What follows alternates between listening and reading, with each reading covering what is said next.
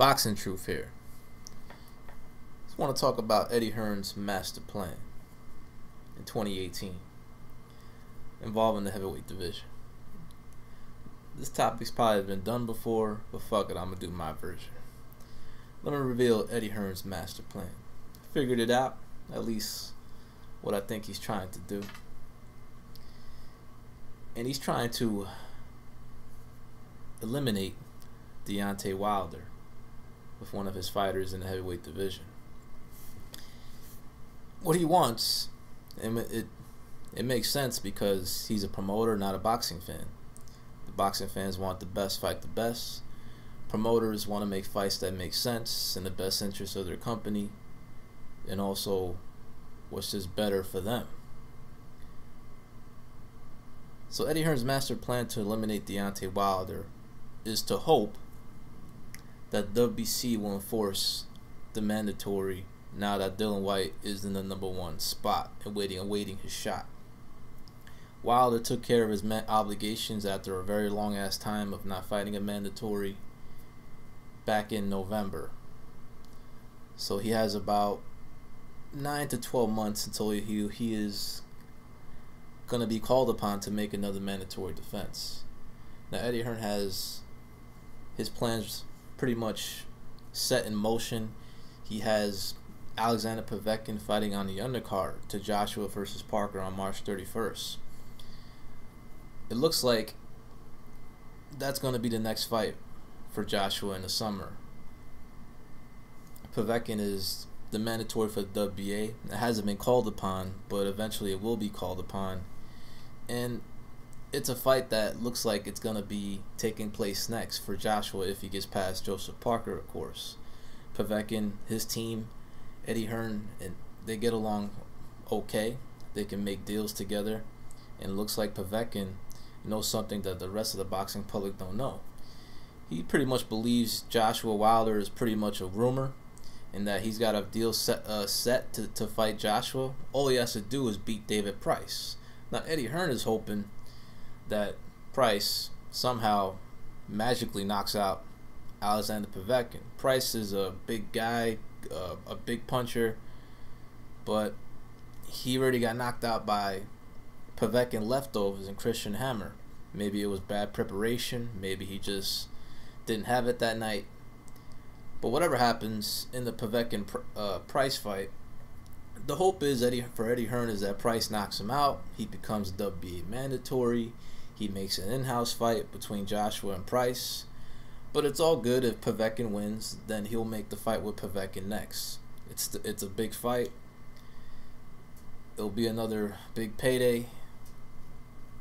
It'll be a formidable opponent. So you really can't criticize Joshua to fight a Povetkin that Wilder wouldn't fight. So, and it's also a mandatory challenge, and it's a big fight. Whatever top contender Joshua fights, it's gonna be a big fight, especially a Povetkin fight. So Eddie Hearn's master plan is to make another interim fight, keep Wilder waiting, since Wilder's in a rush to fight Joshua since the mandatory is upcoming. And the problem with that is it's no in-house fight for Wilder. It's no fighter that Al Haymon can control and manipulate into taking a dive or to take it easy on Deontay Wilder, because that fighter is Dillian Whyte. So before the year is out, Eddie Hearn is strategically placing his pieces to checkmate Deontay Wilder. Right now, Dillian Whyte is his rook, his knight, and he's trying to corner Wilder with Dillian Whyte. So if the WBC calls upon the mandatory, then that fight's going to happen. Eddie Hearn's going to be, he's going to do his thing. He's going to flex his muscles in the negotiating table. He's going to possibly push for a purse bid, try to get the fight to go over to the UK, put that shit on pay-per-view, make Wilder and his team nervous by having to travel to defend their title and to fight a guy not within the PBC realm. So all this makes sense when you put on your promoter's cap on. As a boxing fan, you just want to see, Joshua and Wilder fight. But the thing is, Wilder, he did this to himself. He should have fought Povetkin almost 2 years ago, since Povetkin's already been cleared by the organization. Should have fought Ortiz last November, since the WC already cleared him of that. Well, to be fair, WC did cancel the fight. But now he has to fight Luis Ortiz, hoping that he makes a statement win, hoping that this type of victory will give him more value, much more negotiating power at the negotiating table against Anthony Joshua. But Eddie Hearn's got other ideas. It's not that he's delaying the fight, he's just playing his cards. He wants Whyte to get that opportunity first, because the end game here for Eddie Hearn is to make a unification fight between Joshua and Whyte, since he sees it as a much bigger fight on UK soil than a Wilder fight. And there's no argument there. That fight will be big, the rematch, if Whyte can defeat Deontay Wilder, and that's what Eddie Hearn wants to find out. Can Whyte beat Wilder? And if Wilder beats Whyte, then no problem, he'll make the Joshua fight. But Eddie Hearn is pretty much sending a message to Wilder and his people. Either take the offer of what I give you, or shut the fuck up. And if you want Joshua, fight my #1 contender for your belt, or you're not going to get the shot. Or take what I offer you. Be more reasonable at the negotiating table. So Eddie Hearn's flexing his guns. He's got the negotiating power. He's got the A side in the fight. And Joshua pretty much makes the same fighting anybody as he does fighting Deontay Wilder. It's a risky maneuver to place that fight in the United States, potentially, since there's no track record of how good Joshua can perform out there in the United States, since he's never fought there. And Wilder has no track record on pay-per-view. He's never fought on pay-per-view, has never sold out an arena outside of his home state. So there's really no telling on how good that fight does in the United States, especially since Hearns believe a potential Joshua Wilder fight can do 2 million buys on pay-per-view in the UK. So it's a very difficult negotiation process, which is why Povetkin believes that fight is simply a rumor, that it will be difficult for them to come to an agreement, and ultimately Hearns is just going to say, you know what, fight Dillian Whyte first, see if you beat him, and then you can have the Joshua fight. It's business. That's just simply what it is. It's not really about the best fighting the best all the time in pro boxing.